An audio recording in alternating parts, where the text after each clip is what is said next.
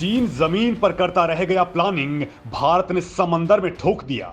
समंदर के बीचों बीच भारतीय नौसेना ने कर दिया तगड़ा गेम। एक तरफ समुद्र में बैठक, दूसरी तरफ युद्धपोत से फायर हुई ब्रह्मोस। चीन को भारत ने दिया डबल संदेश, पहले बात फिर चलेंगी लात। पाकिस्तान के बेहद पास डीआरडीओ के सीक्रेट ऑपरेशन से खलबली। दोस्तों, समंदर में चीन की बढ़ती दादागिरी किसी से छुपी हुई नहीं है। दक्षिण चीन सागर में वो किस तरह से अपने प्रभाव का इस्तेमाल करके वहां पर कब्जा करने की कोशिश कर रहा है, ये पूरी दुनिया देख रही है। चीन केवल भारत की समुद्री सीमा ही नहीं बल्कि कई देशों की समुद्री सीमा में दखल अंदाजी कर रहा है। उसे अपनी जागीर समझ रहा है, जिसे दुनिया के कई मुल्कों से चीन का 36 का आंकड़ा हो गया है। ये सारे मुल्क चीन को सबक सिखाना चाहते हैं, उसे उसकी औकात बताना चाहते हैं और इसके लिए उनकी बस एक उम्मीद भारत है, जो चीन को करारा जवाब दे सकता है, उसे सबक सिखा सकता है। दोस्तों, समुद्र में चीन की बढ़ती दखल को देखते हुए ही भारत ने इस बार कुछ अलग ही प्लान किया है, कुछ ऐसा जिससे जिनपिंग भी हैरान हो गया है। उसे भी भारत की रणनीति समझ में नहीं आ रही है। दोस्तों, इतना ही नहीं, चीन को चेतावनी देने के लिए डीआरडीओ ने भी समुद्र में कुछ बड़ा खेला कर दिया है, जिससे ड्रैगन की टेंशन बढ़ गई है। भारत का यह डबल गेम उसकी समझ में नहीं आ रहा। दोस्तों, ये वीडियो भारत के इसी करारे जवाब से जुड़ा हुआ है, जिससे उसकी हालत खराब है। विमान वाहक पोत पर भारत ने क्यों किया कमांडरों का सम्मेलन? चीन के खिलाफ समंदर में क्या है भारत की रणनीति?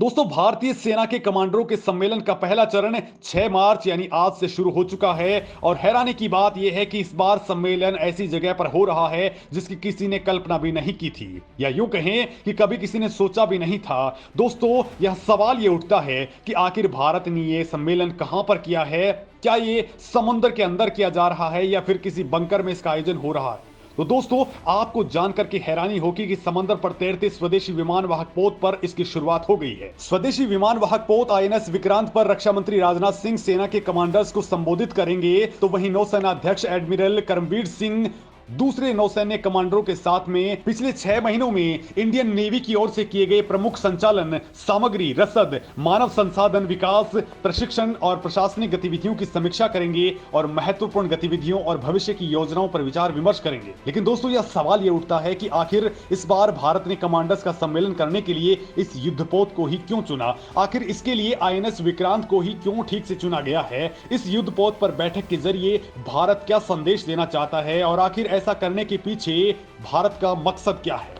तो दोस्तों, आईएनएस विक्रांत की अहमियत भारत के लिहाज से इतनी ज्यादा खास इसलिए है क्योंकि भारत ने इस युद्धपोत को अपने घर में ही तैयार किया है और अमेरिका, चीन, फ्रांस, रूस और ब्रिटेन के बाद अब केवल भारत ही ऐसा देश है जिसके पास युद्धपोत बनाने की क्षमता है।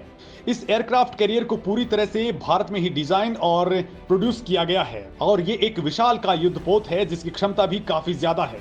दोस्तों, आपको बता दूं कि एक विमान वाहक पोत किसी भी राष्ट्र के लिए सबसे शक्तिशाली समुद्री संपत्तियों में से एक होता है, जो हवाई वर्चस्व के साथ साथ नौसेना की क्षमता को बहुत ज्यादा बढ़ा देता है। दोस्तों, एक्सपर्ट एक विमान वाहक पोत को नीले पानी वाली नौसेना के लिए बहुत ज्यादा जरूरी मानते हैं। एयरक्राफ्ट कैरियर आमतौर पर अपने लाव लश्कर के साथ में गुजरता है, जिसमें कैरियर स्ट्राइक और बैटल ग्रुप शामिल होते हैं। और चूंकि दोस्तों एयरक्राफ्ट कैरियर काफी ज्यादा महंगा होता है और कभी कभी जो टारगेट्स होते हैं वो कमजोर होते हैं, लिहाजा इसे आमतौर पर डिस्ट्रॉयर, मिसाइल क्रूजर, फ्रिगेट, पनडुब्बी और सप्लाई जहाजों के समूह के साथ में ले जाया जाता है। दोस्तों, अब आप समझ ही गए होंगे कि आखिर भारत ने कमांडर लेवल की मीटिंग करने के लिए आईएनएस विक्रांत को ही क्यों चुना है। लेकिन आप सोच भी रहे होंगे कि इस बैठक में किन मुद्दों पर चर्चा हो रही है, कौन सी गुप्त रणनीतियां अपनाई जा रही हैं जो चीन की हालत खराब कर सकती हैं। तो दोस्तों, इस सम्मेलन में सैन्य रणनीतिक स्तर पर नौसैन्य कमांडर्स और अन्य अधिकारियों के बीच महत्वपूर्ण सुरक्षा मुद्दों पर चर्चा हो रही है, जिसमें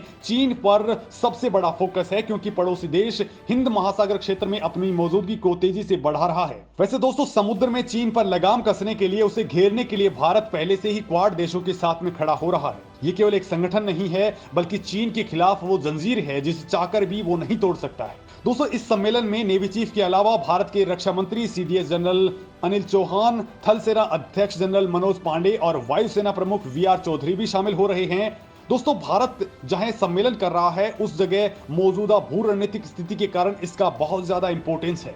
भारत के बढ़ती समुद्री हितों के मुताबिक पिछले कुछ सालों में नेवी के संचालन कार्यों में बहुत तेजी आई है। हालांकि दोस्तों, एक तरफ इंडियन नेवी चीन को संदेश देने के लिए अपने स्वदेशी युद्धपोत पर बैठक कर रही है, तो वहीं दूसरी तरफ डीआरडीओ ने नौसेना के लिए एक तगड़ा टेस्ट कर चीन की टेंशन बढ़ा दी है। और बड़ी बात तो यह है कि यह टेस्ट पाकिस्तान के बिल्कुल नजदीक हुआ है, लिहाजा पूरी दुनिया में हड़कंप है। स्वदेशी बूस्टर के साथ अरब सागर में भारत ने दागी ब्रह्मोस मिसाइल, पाकिस्तान की उड़ी नींद, तकनीक को देख चीन की हालत खराब। दोस्तों, मोदी सरकार लगातार आत्मनिर्भर भारत को बढ़ावा दे रही है, जिसके तहत रक्षा उपकरणों को देश में ही तैयार करने पर जोर दिया जा रहा है और यह प्रोजेक्ट काफी हद तक सफल होता दिखाई दे रहा है। इसी के तहत भारतीय नौसेना ने ब्रह्मोस मिसाइल का सफल परीक्षण किया है। नौसेना ने कहा है कि मिसाइल ने अरब सागर में अपने टारगेट को बिल्कुल सटीकता के साथ में डिस्ट्रॉय किया है। और खास बात यह है कि इस ब्रह्मोस मिसाइल का बूस्टर आत्मनिर्भर भारत के तहत डीआरडीओ ने खुद डिजाइन किया है। दोस्तों, भारत की इस मिसाइल टेस्ट लॉन्च से पाकिस्तान की नींद उड़ चुकी है। अरब सागर भारत और पाकिस्तान दोनों देशों के किनारों से मिलता है। ऐसे में पाकिस्तान इस टेस्ट से सबसे ज्यादा घबराया हुआ है।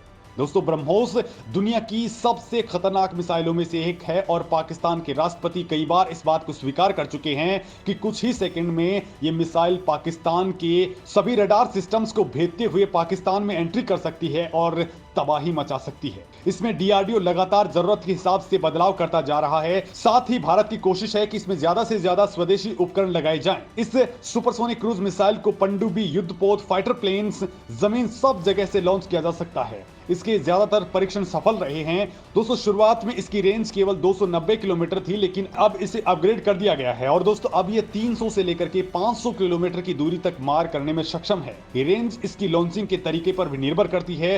पिछले साल सुखोई 30 MKI फाइटर जेट से जब इसको फायर किया गया था, तब वायुसेना ने इसकी रेंज 500 किलोमीटर बताई थी। ये मिसाइल ध्वनि की रफ्तार से 3 गुना ज्यादा रफ्तार से दुश्मन पर प्रहार करती है।